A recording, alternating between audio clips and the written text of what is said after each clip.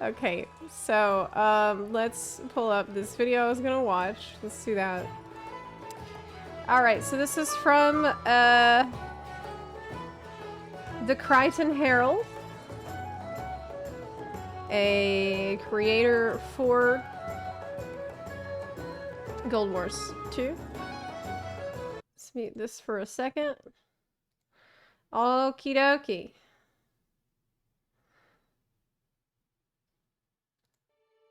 Dawntrail marks the beginning of a... Can you hear this? Is this too quiet?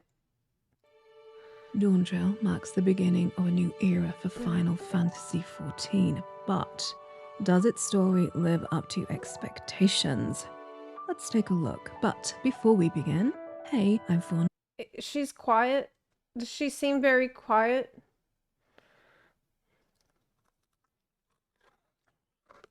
It is kind of ASMR, yeah.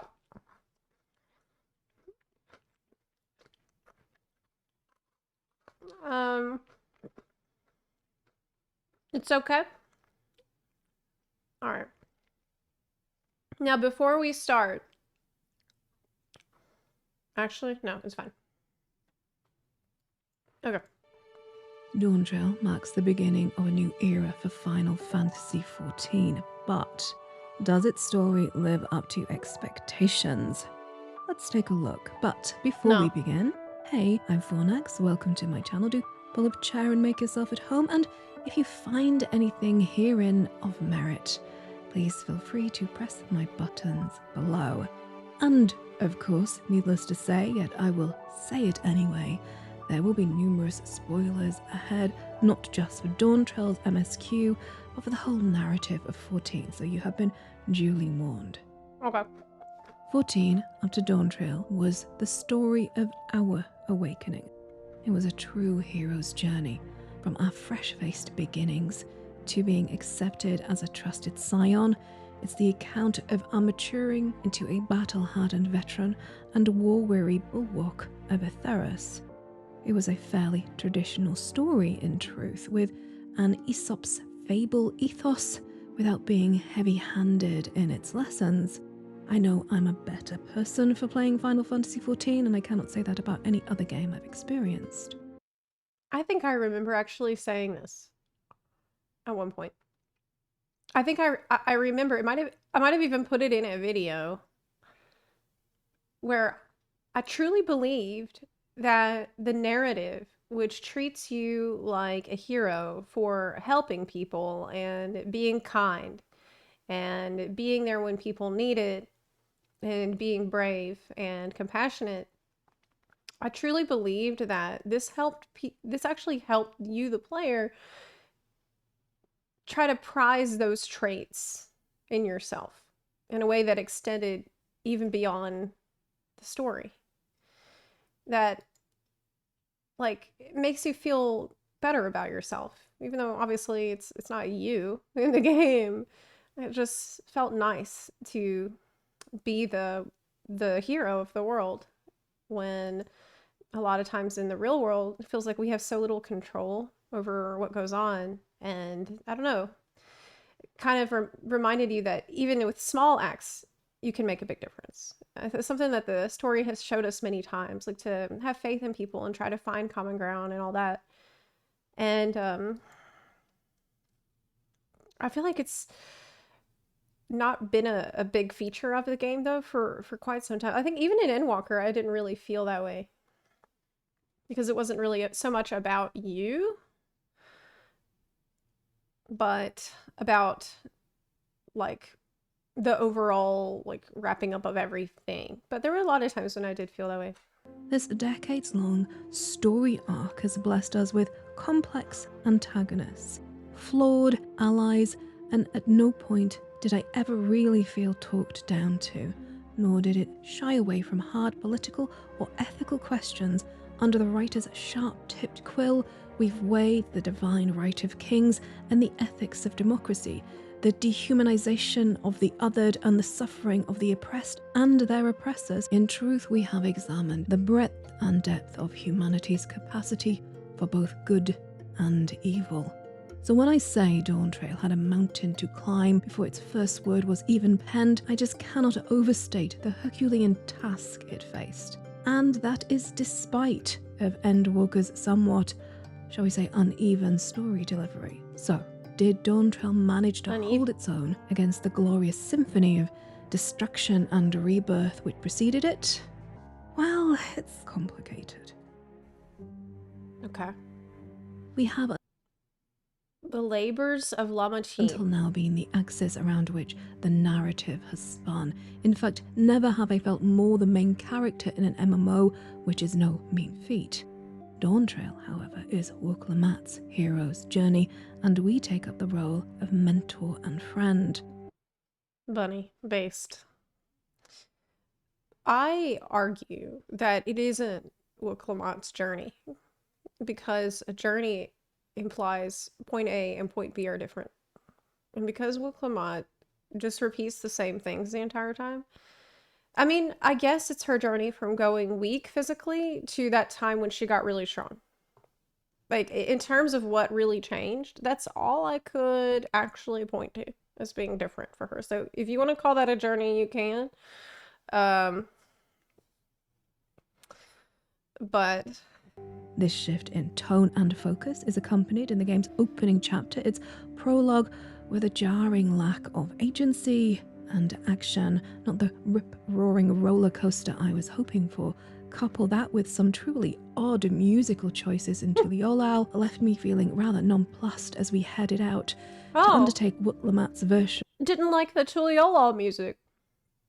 I'm kind of surprised with that. I didn't mind it. I don't mind it. I don't think it fits at all. But the vibe I got from it when I first entered Tuliolal was, it's party time. We're here to party. That's what I thought it was going to be. Whenever I first heard the music, which was at the media tour for Dawntrail, I thought, hell yeah, okay, we're gonna dance. That's what I thought this station was going to be like. We did not dance, in fact, or party. Of the labors of Heracles. Going into Dawntrail, I was unconvinced by Lamat. She seemed to be a well-intentioned youth, taking on a role which was far beyond her, which of course was the writer's aim, it was their intention.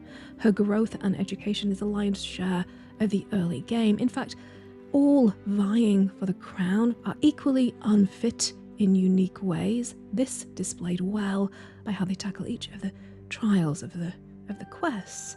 All good and well in theory, however in practice the game is too obvious in its delivery.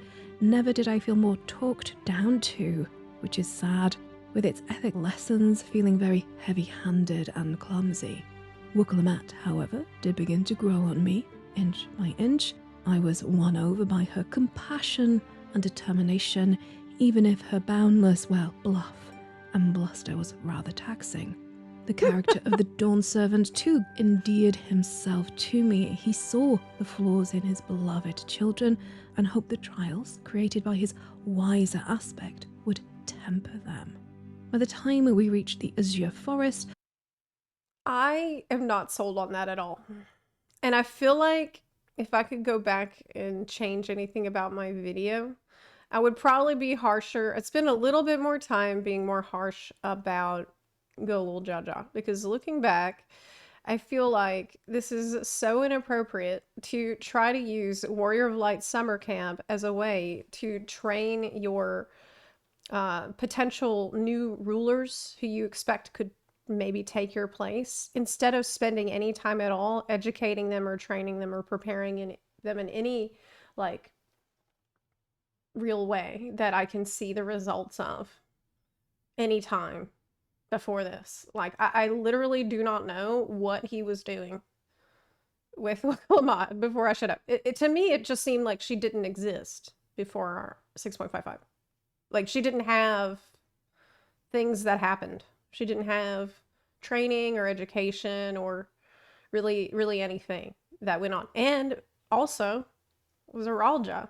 Like, you don't know that he's kind of crazy? You're going to put him in charge of the military. Like that. Okay. All right. I just, it's not realistic. It's more than not realistic. It's not believable. It doesn't make any sense. I had drawn the conclusion, much like the Dawn Servant, that two heads are better than one, and barring some narrative sideswipe, I would see his two adopted children bearing the weight of the crown together.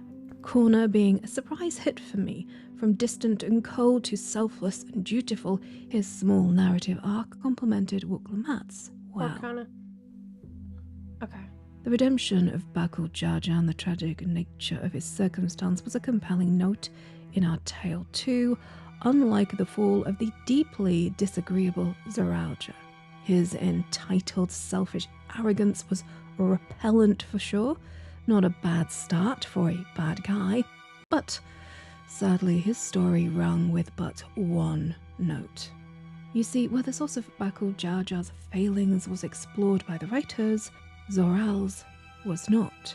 I find it unlikely that his sire would have instilled in him such repugnant values. Right. The story seemed to indicate that sibling rivalry and parental envy were the wellspring of his ire, that such seemingly shallow grievances gave rise to such genocidal intent, at least to me, was never justified by the writing.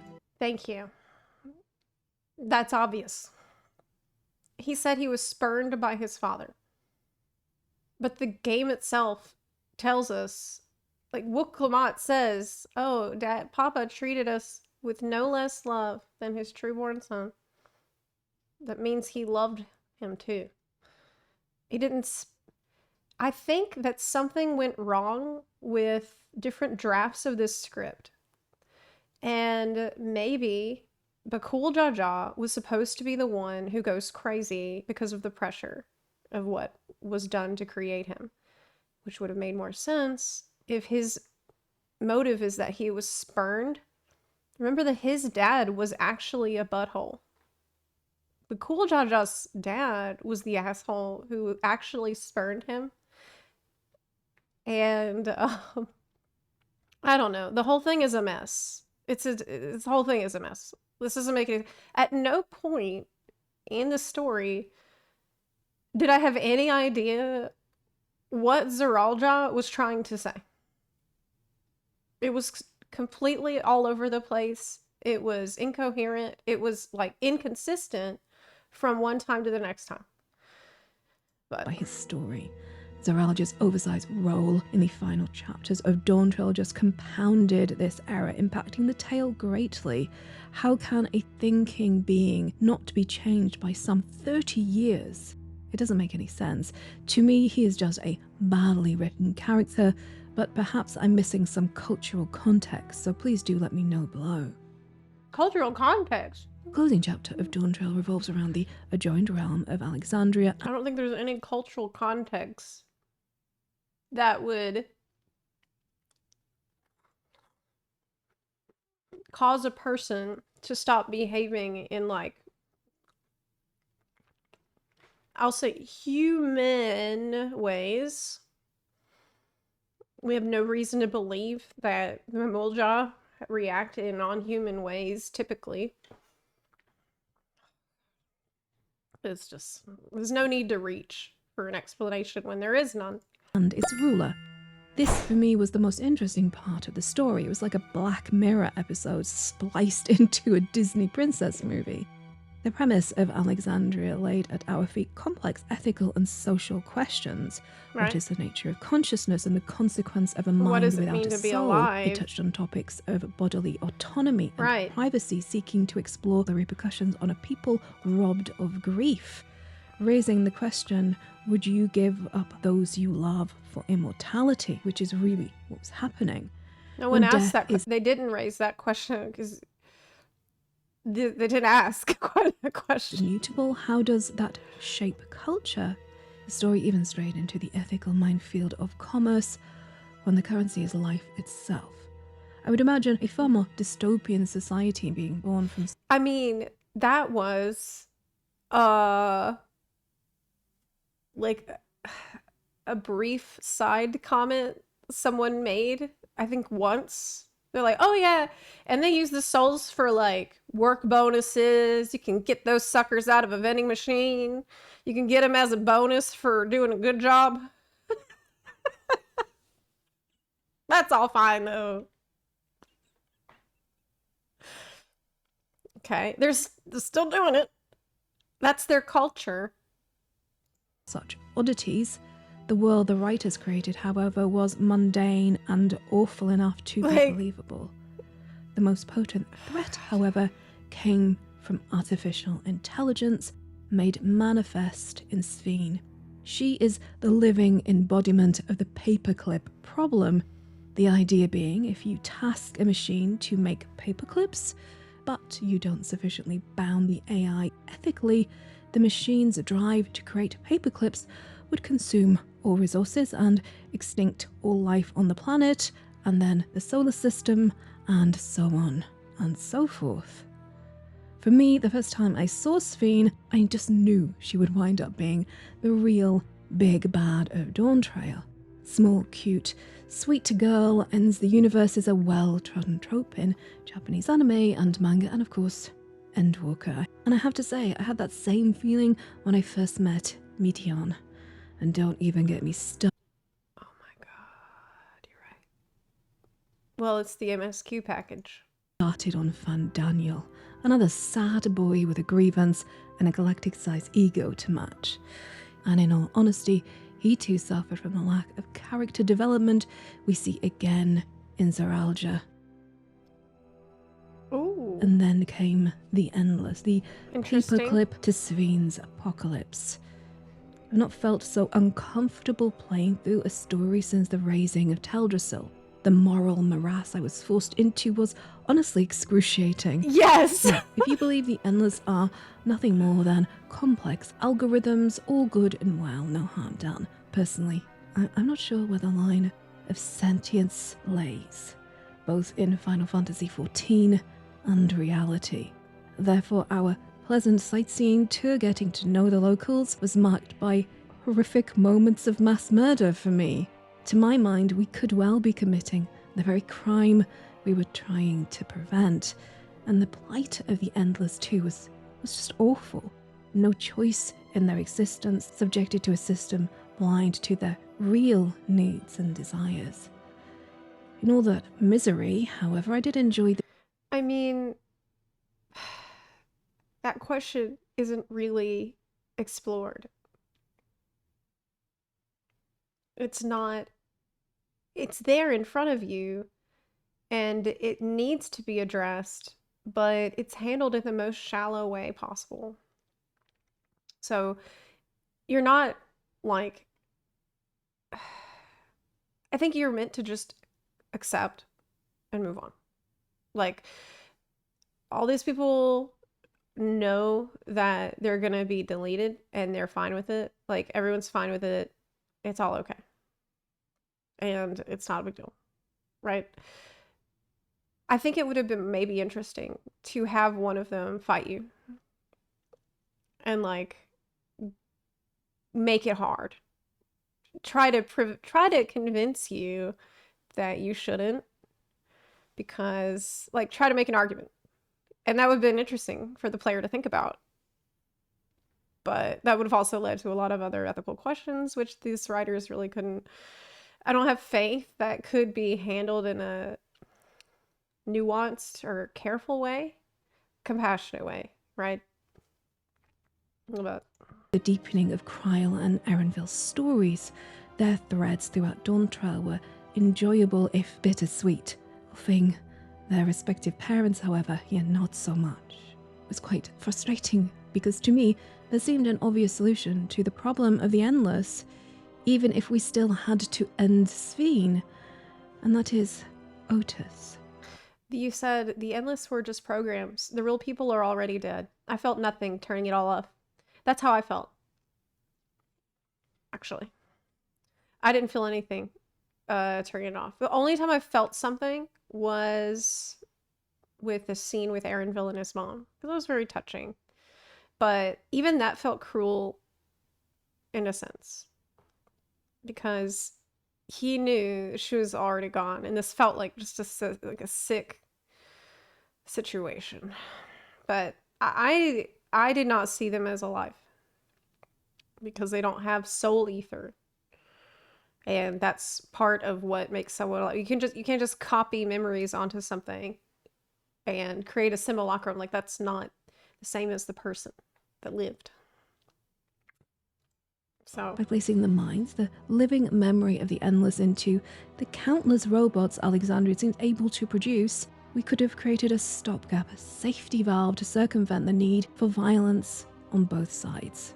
Now, of course, this is not a perfect solution, but it would at least have given some agency back to the Endless themselves, whilst allowing them to have a life beyond the tragedies that claimed them. Maybe this kind of thread will be revisited in later patches. There has to be some reason that we met both versions of Otis, I think. But in the end, the hero of our tale, Wuk Lamat, saved the day. And we, the player character, we had come full circle, planning our next adventure.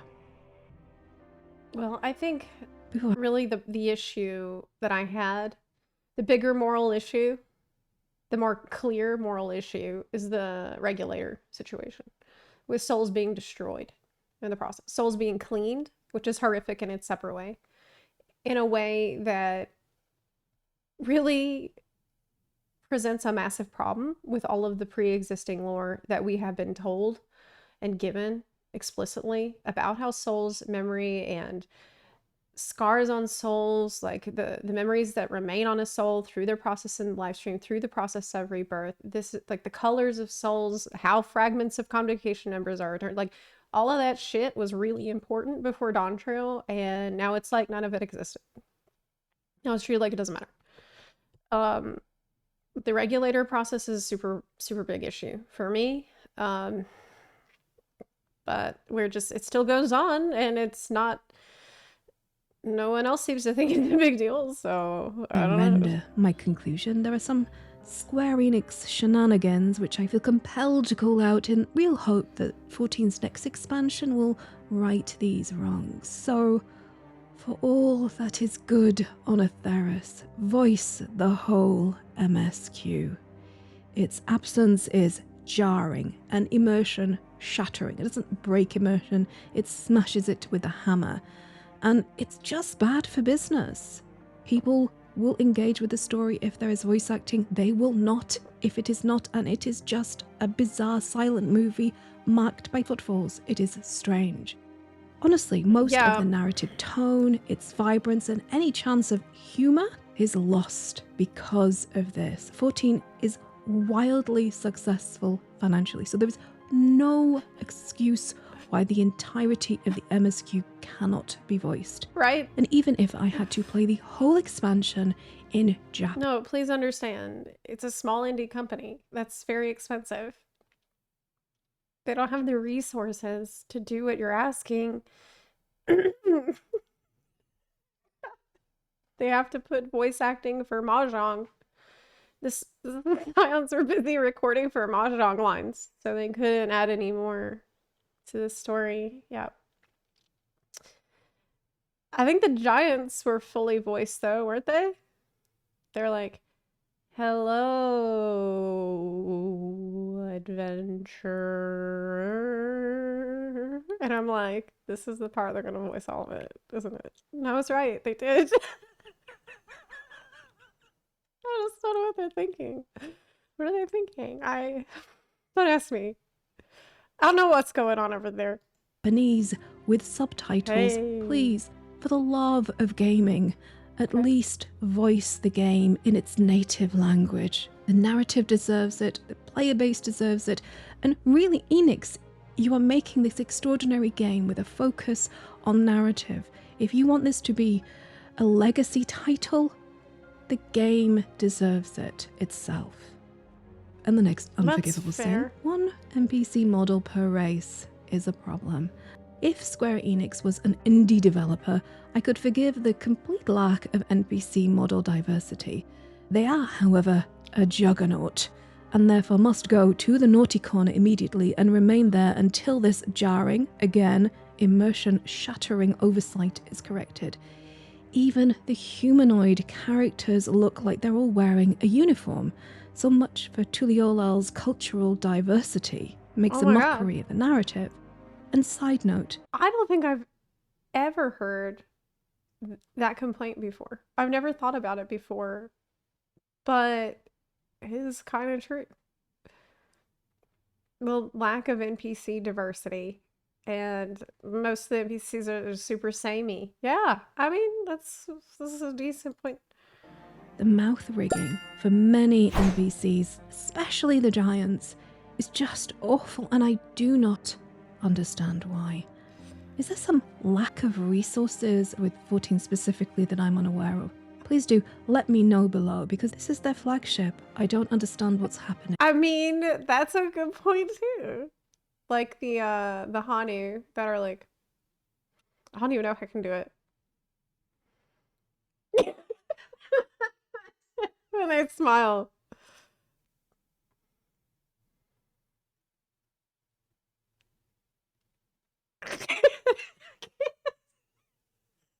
Okay. Okay. The question is, did I enjoy playing Dawntrail? And the answer is yes.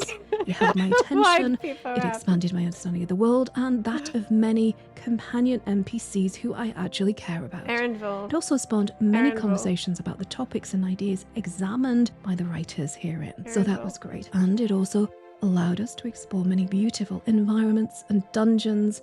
It was great for that. Do I think the MSQ of Dawntrail holds its own against expansions like Heaven? I still look at this and I feel like in the CG that her face was morphing while you look like, am I crazy? Watch this again. Look at Wuk's face. I felt like this the first time I saw the trailer, and now I see it more clearly. I feel like her face morphs. Like the shape of the eyes changes and the shape of the nose changes as you look at the character. Is examined by the writers herein. So that was great. And it also allowed us to explore many beautiful environments and dungeons. It was great for that. Do I think the MSQ of Dawntrail holds its own against expansions like Heaven's Ward or Shadowbringers? No. It doesn't have the high fantasy and Yeah, it definitely does more. Maturity of Heaven's Ward, nor the deep lore and character development of Shadowbringers. All that said, however, and as flawed as it is, in comparison to the narratives of other MMOs, Dawntrail still shines. And in my opinion, it is well worth the price of admission. No, it's not. Do let me know your thoughts below. Agree? Well, I'm glad you enjoyed it in spite of some of the major flaws that you've seen. I personally, in comparing it with other MMOs, I do think the War Within story was better. Like, objectively was better. Now, if you compare it to Shadowlands, was Shadowlands better or worse? Well, Shadowlands had the Night Fae and Maldraxxus, which was better. And the Ascended, you know, the angel people was more interesting. I mean, I'll let that, maybe chat can decide that. Like, I don't know. I mean, was the Jailer a better villain than Zeralja? I mean, I can't believe I have to think about this. The Jailer did have clear motivations. He wanted to take over the reality, right? Is that worse or better? I don't know. I don't know.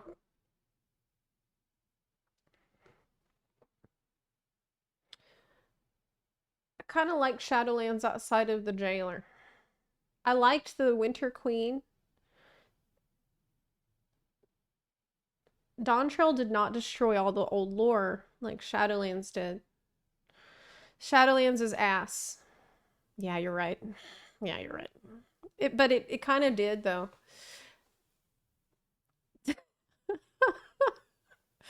When it comes to souls, how souls work and how the afterlives work, it kind of it did. It like went completely again. It disregarded all the previous lore on this. So, I mean, is it ruined forever? No, but Shadowlands kind of ruined it forever. So maybe there's a way they could explain it in 14 where it won't be ruined forever. Like maybe there's hope. This is a pointless discussion. I don't know. It doesn't matter. Yeah. Both not great. Both not great. But I haven't played Guild Wars 2, so I in terms of that MMO story, I did the base game story and I liked it. So that was better than Dawntrail. For Elder Scrolls Online, I've done several of their stories. I did the Morrowind type story, where it was like the Mushroom Lands. That was pretty good. I've heard Necrom is pretty good. I don't know. It's kind of pointless to try to compare. You know, I would like it to just be good on its own merits and not like, well, in terms of MMO stories.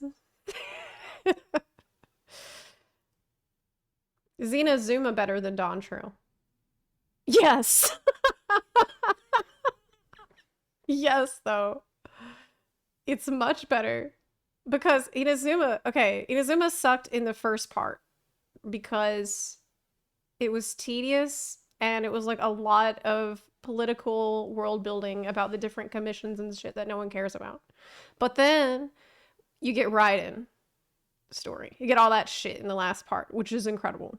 So you have Wanderer. You have Raiden. You have all that shit happen, making it much better. Like as a full package. It popped off hard. Yeah. So, yes.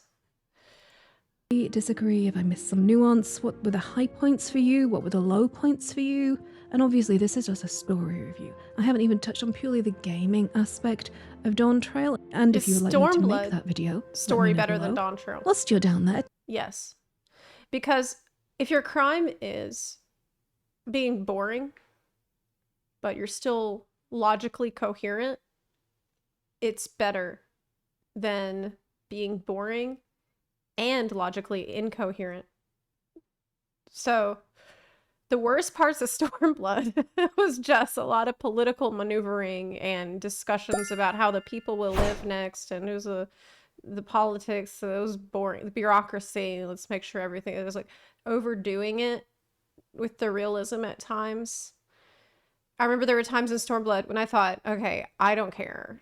Like, this is not my problem. You guys sort this out and I'll go do some like fighting or some shit. Like, I don't know. I don't belong in this discussion. Like, I felt like that in the worst parts of Stormblood. But then, I mean, at least it made sense. I'm like, this is boring. It makes sense. It was just boring. But yeah. Stormblood was, I would still much rather boring and logical. Like, Stormblood is better on the basis that we actually, oh, and there was some really good high points of Stormblood too. I like, you know, the Yatsuyu arc it ended really, really well. The Four Lords was incredible, even though that's a side story still. The Lakshmi part was very interesting. The Azim Step was obviously a banger. So it had a lot going for it. It didn't shit on the lore. It didn't like retcon things or make me feel like they just weren't paying attention to everything that had been set up before that. In fact, I almost felt like they paid too much attention. It was like almost too real at times. But that's not bad. That means I would rather feel like the writers care too much about making this seem super real than where are they? Like, who checked this? Okay, it's miles different. Telling me why I'm wrong on many topics, and I probably am. Please do show some love to my wondrous supporters over on Patreon and Subscribestar who keep this one-woman show up running and more or less sane adjacent, shall we say. It's good enough for me. Give you a link they to keep this. things going when my health makes my content schedule just non-existent at times. Goodness me, I don't deserve them. But we have come to the There end. you go. Thank you so much for watching my channel. Thank you so much for supporting. Thank you for liking and subscribing. I hope that you have pushed my buttons below. And until next time, please stay safe. If we're on, I think overall, just talking about the video in general, it was honest, and I really appreciated that. I did feel like I don't agree that I of course, you know this though, like I feel much more negatively about the expansion in general, and something that I think that she might realize, like I did, if she went through it again, is that the more you look back on it, the more problems you will see. Because I feel like if you have the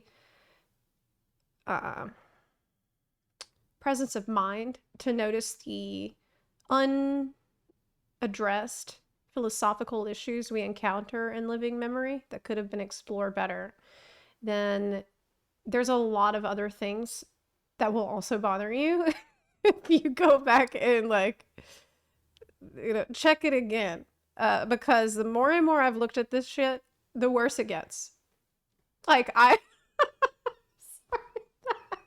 when making this video was pure hell. It was horrible. There was things that I kept finding, and I still keep finding because I'm working on the next videos. But I kept finding more and more and more shit that was just like, my God, I didn't even notice this at first. And now that I see it, I just can't understand how this got past QA. Like, how this got past the checks. There is stuff in here that you're going to see in a future videos from me that is just not consistent, even with the stuff that it tells you at the beginning. Like, there's stuff you learn about some characters in the beginning of Dawntrail that's totally inconsistent and conflicts with later shit you find out in the same expansion. Like, you hear one thing at one point and then you hear another thing at another point that's completely different, completely opposite. And I'm just like, what happened? It really felt, because I used to think, well, maybe they changed everything at the last second. But I don't think that anymore, because that would imply that they went through it all again. And it doesn't feel like they did. Doesn't feel like they did go through it again to double check stuff. Okay.